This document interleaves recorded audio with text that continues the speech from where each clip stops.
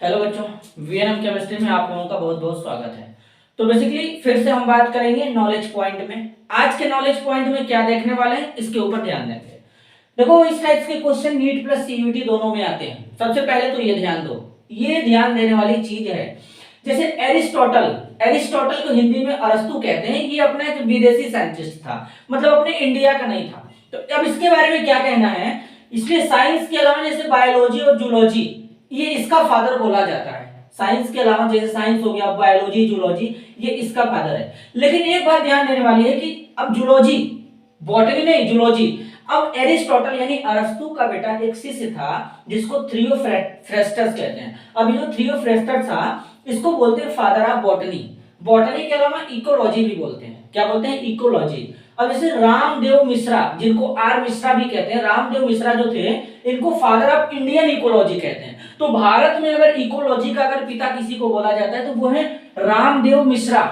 कौन है? रामदेव मिश्रा है। लेकिन अगर भारत के अलावा अगर बात करेंगे विदेश में, जो इंटरनेशनल तरीके पे, तो वो है थियोफ्रेस्टस।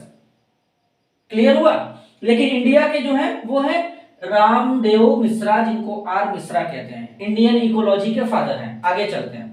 अब जरा ध्यान देना, जैसे ये तो क्लियर हो गया। अब जैसे एच शांतपेनु है, यानी शांतापु जो है, ये father of Indian systematic botany है, टैक्सोनॉमी के। किसके हैं? टैक्सोनॉमी के हैं। जो बिरबल साहनी है, बिरबल साहनी किसके फादर है?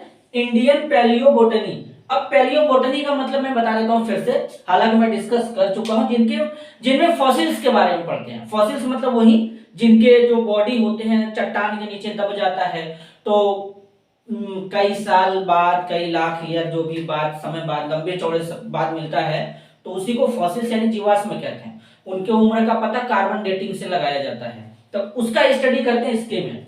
तो अब इनका फादर कौन है? बिरबल साहनी है। तो मेरे हिसाब से वीडियो तुम लोगों को पसंद आया होगा, इसको कॉपी में नोट करना। नीट और सीयूटी दोनों में पूछा जाता है। तो मिलते हैं अगले वीडियो में, तब तक के लिए धन्यवाद।